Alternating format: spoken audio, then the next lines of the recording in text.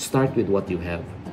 Hindi mo kailangan ng malaking puhunan. Si Ate Merlin nag-umpisa sa 1,000 piso. Ang importante na sinabi niya ay kailangan may disiplina at diskarte.